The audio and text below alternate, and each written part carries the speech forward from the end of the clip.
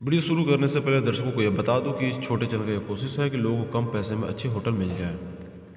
Video में शामिल hotels हमारी ज़रूरतों के हर पैमाने को ध्यान में रखते हुए काफ़ी रिसर्च की जाती है, तब जाके आपको सजेस्ट किया जाता है।